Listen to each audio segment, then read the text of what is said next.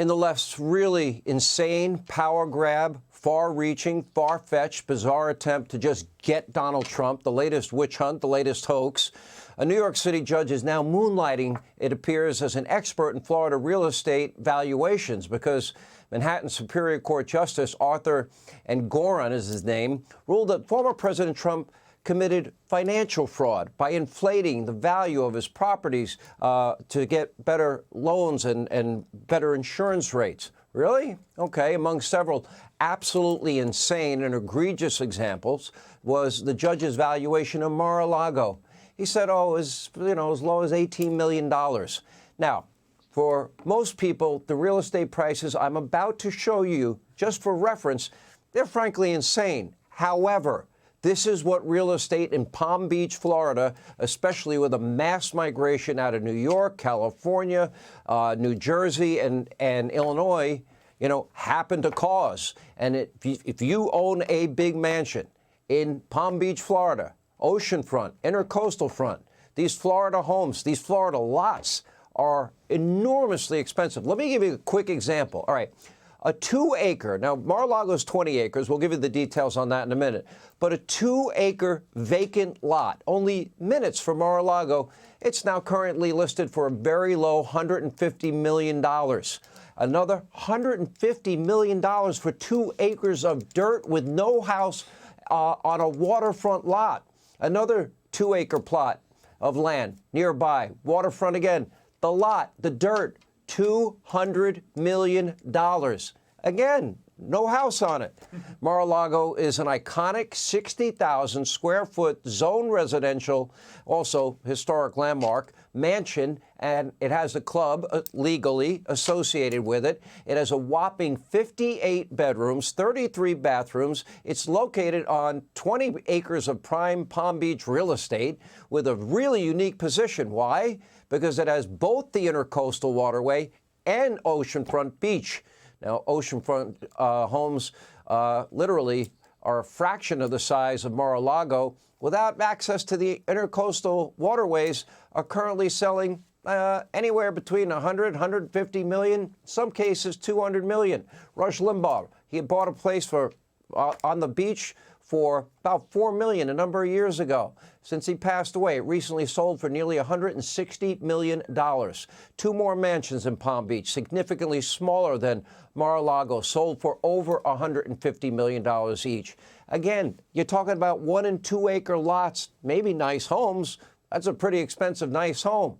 Now, this year alone, one mansion, a third of the size of Mar-a-Lago with a tenth of the land, $170 million. Another considered a tear down, meaning you're going to go in and you got to rip it all down. That was purchased for a whopping $155 million.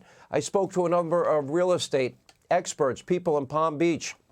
Most said Mar-a-Lago minimum asking price $500 million if you want to sell it really fast, and many said likely much more, maybe going even as high as $1 billion.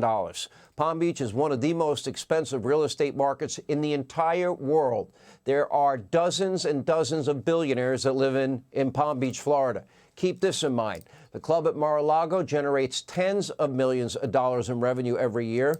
Membership fees starting at $200,000. And by all serious accounts, Mar-a-Lago, it might be one of the most valuable properties in the entire world, certainly one of the best deals any real estate investor ever made.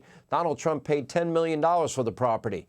But a judge in New York City with absolutely no knowledge, no experience in real estate, no knowledge, no experience in Palm Beach, he thinks he knows better. In reality, the judge is guilty of the very thing that he is accusing Donald Trump of, and that is he based his entire ruling on false, phony, fake news, fake information. And today, the registered Democrat was seen in court. Oh, he sees the camera. Once he notices the camera, he starts smiling over and over. Hi, see? Hello, everybody. It's me. Oh, it's so good to be on TV.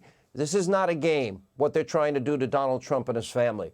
Meanwhile, New York Attorney General Letitia James, who brought this civil case, was also in court. seemingly to be eyeballing Donald Trump, obsessively glaring at the former president. And Attorney General James, a 2016 election denier, ran for office on a simple message. Instead of promising to lock up the many, many violent criminals and investigate real crimes in the state of New York, she vowed to go after. She made a campaign pledge to go after one man, one family, and one organization. Donald Trump, the Trump family, the Trump organization. Take a look. I will never be afraid to challenge this illegitimate president when our fundamental rights are at stake. I believe that the president of these United States can be indicted for criminal offenses. Will you sue him for us?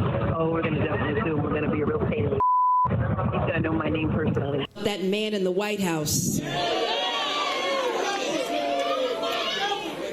who can't go a day without threatening our fundamental rights. Yes, we need to focus on Donald Trump and his abuses. We need to follow his money. We need to find out where he's laundered money. We need to find out whether or not he's engaged in conspiracy. It's important that everyone understand that the days of Donald Trump are coming to an end. I look forward to going into the office of Attorney General every day, suing him, defending your rights, and then going home. The United States, our justice system is supposed to investigate crimes, not target people. Those days seem to be long gone.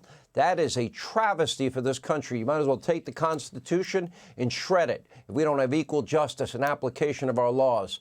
Donald Trump has been targeted in a series of cases, starting with the Trump-Russia hoax that we debunked here on this show, and everybody else in the media mob was lying about and peddling conspiracy theories about. And by the way, you got all these 4 indictments, state, federal level, all perfectly timed, amazing.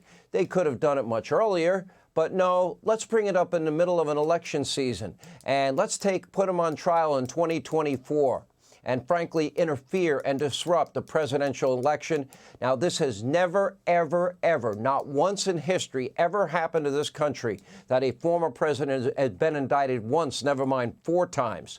The civil case is especially egregious, flimsy allegations going back years and years. And yet, let's bring it up just before the election. In fact, today, according to Trump, the judge dismissed all allegations prior to 2014. Why? Because the statute of limitation concerns. Whether you hate Donald Trump or you like Donald Trump, it doesn't matter. This is not equal justice. This is not Lady Justice being blind. This is that of a banana republic. Now, how would you feel if a prosecutor started combing through every aspect of your life in search of a crime and then dragging your children into it simply because they don't like you, they don't like your politics?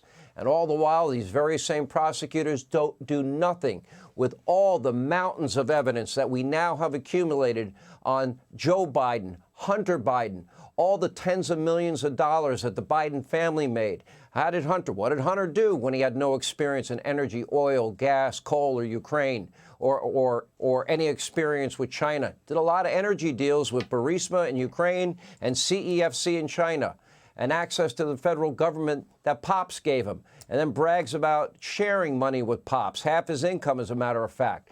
They can't even be bothered to investigate Hunter's drug and prostitution crimes. We've got videotape, likely FARA violations, serious now charges against your president, Joe Biden. The bribery, money laundering, scandal allegations, and more evidence is appearing every day. What did the grandchildren and 9 Biden family members do for tens of millions of dollars? What expertise did they offer these foreign countries, some of our top geopolitical foes? But if you're Eric Trump, if your name's Donald Trump Jr., and a judge in New York with no real estate experience thinks your property in Florida that he's never been to is overvalued, well, you better buckle up. Prepare to spend a small fortune, tens and hundreds of millions of dollars in legal fees to defend yourself. Have all control of your properties taken from you, canceled from you. You are canceled as a family from ever doing business in New York again. And then just for good measure, a $250 million fine based on a prosecutor who ran on a platform to destroy one man, one family, one organization. And by the way, values of property worth hundreds and hundreds of millions of dollars at, 18 million. Merrick Garland, does this seem like justice to you? Does this seem like equal application of our laws to you, equal justice under the law? Because to any honest person in this country, this looks like what it is: political targeting, abusing our justice system, and doing it to impact a presidential election. This is the thing that happens in banana republics. And sadly, we know that Merrick Garland is not an honest individual, and his boss, Joe Biden, is one of the worst liars, frankly, in the history of the country. Hey, Sean Hannity here. Hey, click here to subscribe to Fox News YouTube page and catch our hottest interviews and most compelling analysis. You will not get it anywhere else.